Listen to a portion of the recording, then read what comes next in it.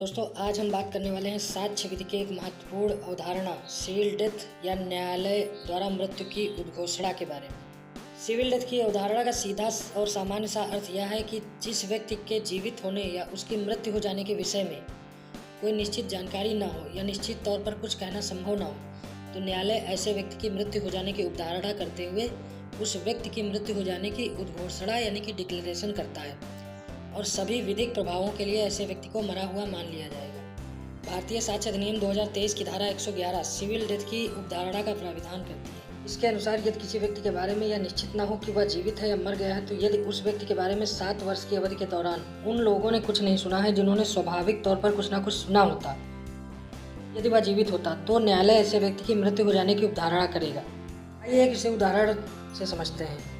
मान लीजिए किसी व्यक्ति की सिविल डेथ की उद्घोषणा करानी है, तो क्षेत्राधिकार वाले सिविल न्यायालय में दावा प्रस्तुत करके यह साबित करना होगा कि दावा प्रस्तुत करने की तिथि से 7 वर्ष पूर्व की अवधि के दौरान गायब हुए व्यक्ति के बारे में उसके घर परिवार के लोगों, रिश्तेदारों, मित्रों या उसके जानने वाले किसी भी व्यक्ति ने कुछ भी नहीं सुना है, और यदि वह व्यक्ति जीवित होता तो स्वाभाविक रूप से उसके बारे में कुछ न कुछ सुना गया होता। साक्ष्य से संतुष्ट होने पर न्यायालय गायब हुए व्यक्ति की मृत्यु हो जाने की अवधारणा करता है और उसकी मृत्यु हो जाने की उद्घोषणा कर देता है।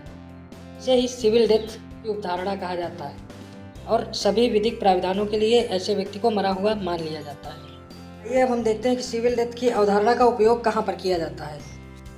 दोस्तों मान लीजिए कोई व्यक्ति एकाएक बगैर किसी जानकारी के गायब हो जाए और उसके घर परिवार के लोगों द्वारा, यहाँ तक कि पुलिस द्वारा भी काफ़ी खोजबीन करने पर भी उसका कोई पता न चल सके, तो क्या होगा। स्थिति न केवल उस व्यक्ति के परिवार के लिए काफ़ी दुखद और परेशान करने वाली होती है, बल्कि किसी व्यक्ति के इस प्रकार गायब हो जाने से कानून की कई जटिल समस्याएं भी उत्पन्न हो जाती हैं। जैसे कि अगर वह व्यक्ति विवाहित था और उसके बारे में कुछ पता नहीं चल रहा है, तो उसका जो पति या पत्नी होती है उसका जीवन अधर में फंस जाता है, क्योंकि उसका पति या पत्नी दूसरी शादी नहीं कर सकता जब तक कि उस व्यक्ति की मृत्यु की खबर पुख्ता तौर पर न मिल जाए। क्योंकि गायब हुआ व्यक्ति जीवित है या मर गया इस बारे में कुछ भी निश्चित नहीं होता, इसलिए उसका पति या पत्नी महज उसके इंतजार में जीवन गुजार देता है। क्योंकि मान लीजिए यदि गायब हुए व्यक्ति की पत्नी या पति दूसरी शादी कर ले और गायब हुआ व्यक्ति ऐसी दूसरी शादी के बाद वापस आ जाए, तो गायब हुए व्यक्ति की पत्नी या पति का दूसरा विवाह न केवल शून्य होगा, बल्कि ऐसा पति या पत्नी भारतीय न्याय संहिता की धारा 82 के अंतर्गत द्विविवाह यानी वैधव्य के अपराध के लिए दंडित भी किए जा सकते हैं।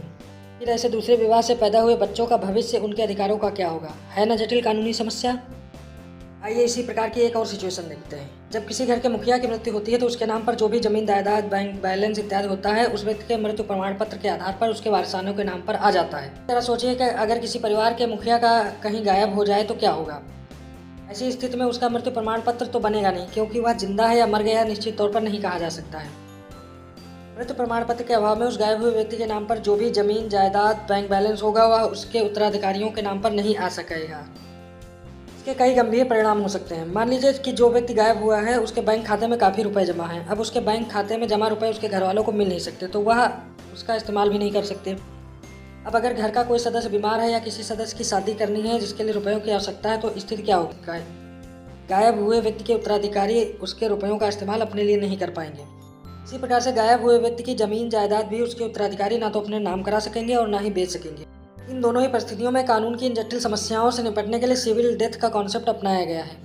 एक बार जब सिविल न्यायालय द्वारा किसी व्यक्ति की सिविल डेथ डिक्लेयर कर दी जाती है, तो सभी विधिक आवश्यकताओं के लिए वह व्यक्ति मरा हुआ मान लिया जाता है।